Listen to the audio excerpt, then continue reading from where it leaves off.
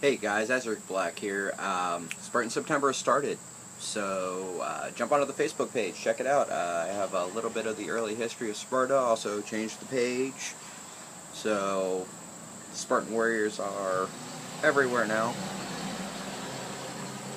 Like I said, it's Labor Day today, and as you can see, I'm covered in sweat. I woke up late because it's a holiday. I didn't get my run in this morning, so I decided that I would mow the lawn, and turns out procrastination sometimes has its benefits.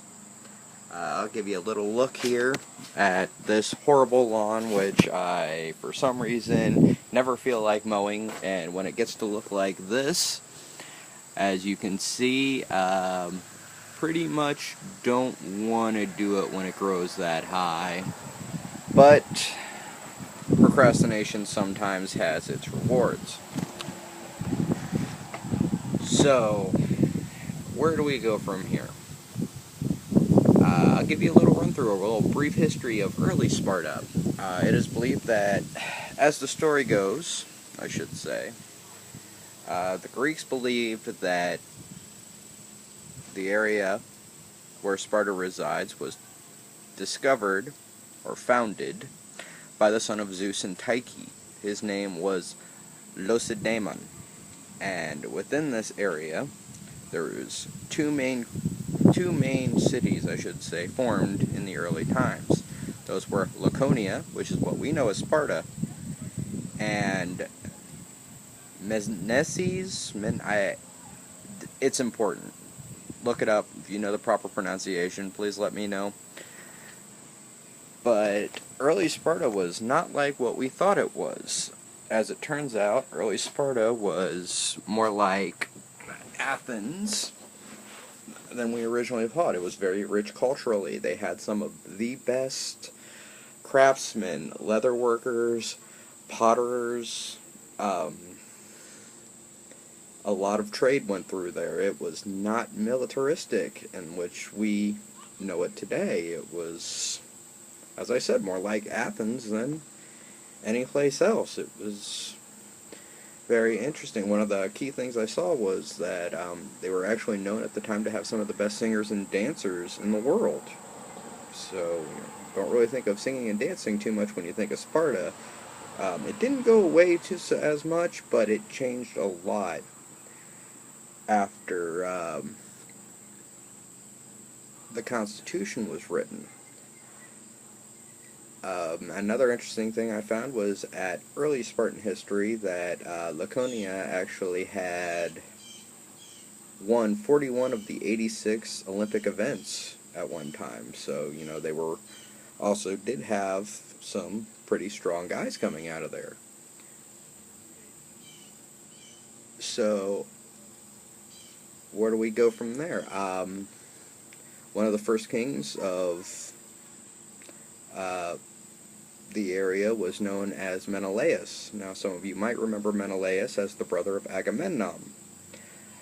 You may also remember Agamemnon as being the king of Argos and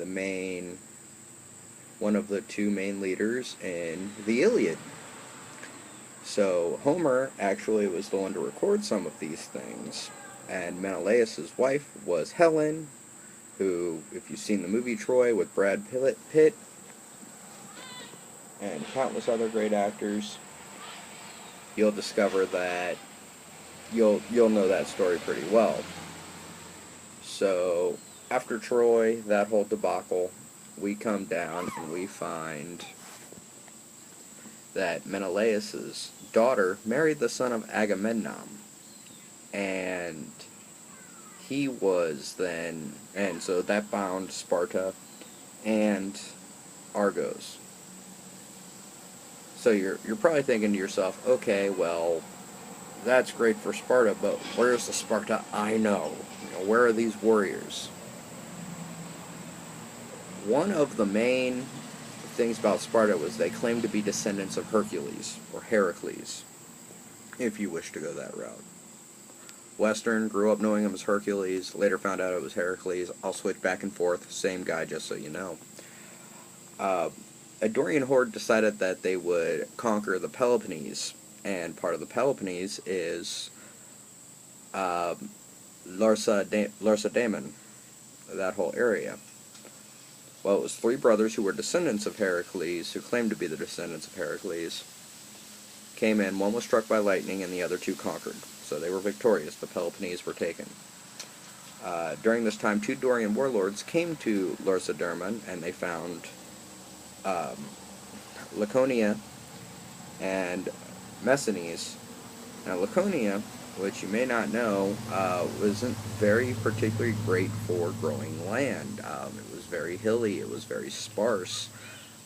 Messenia, on the other hand, had a very fertile land. You grow a lot of food, it would prosper. So they quarreled over who would take Messenies. It came down to the fact that there would be their names written on two tiles and thrown into a lake, or the sea. You can look it up if you really care that much to figure it out. Or go to the Facebook page and look. Warrior Geeks Unite. Posted it today. So, both their names were written on the tiles. One was baked in the sun and one was baked in the fire. They threw them in, and the one who floated would win Messeni, I think that's it, Messeni. And, of course, one sank. The one that was baked in fire sank because, you know, it's a lot denser. Basic physics. So, one won that and the other one won the other. It really has nothing to do with Sparta as it stood then, but it's an interesting story. So the Dorians actually came and took over, and Sparta actually consists of 5 cities. Not 4 or 5. 5 cities. And they decided that, and due to pottery dating back all that time, they decided that the Dorian invasion had to have been about 950 BC. Now, after that time, of course, other kings came, and then came, a great leader came.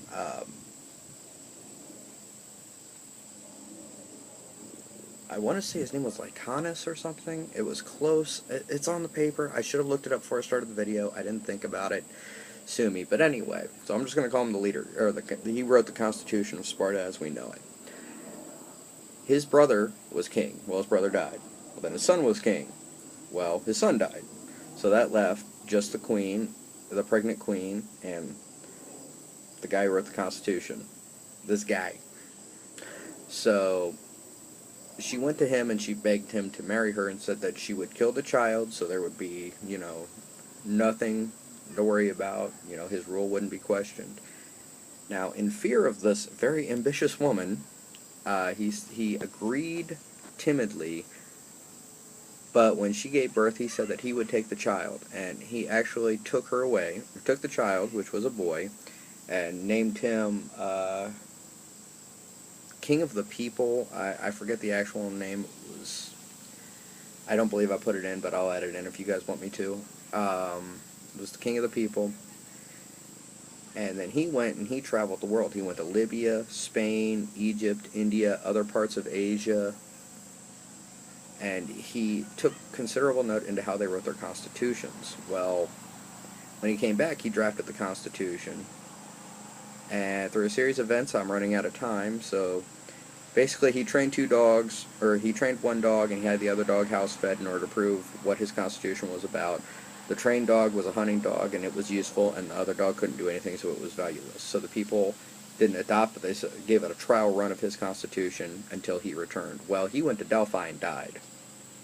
So then when he died, he had it written that his ashes would be cremated and spread to the wind, so even his dead body couldn't return to Sparta, so the Constitution can be withdrawn. So that Constitution's what set Sparta up to be what we know it as today. Very important. So there's a brief history lesson. All this is written down better with names remembered and actual things put down on the website. Warrior Geeks Unite on Facebook. Come check out the page, like us. I'll be doing this probably until I die. Alright, Azrich Black, I'm out.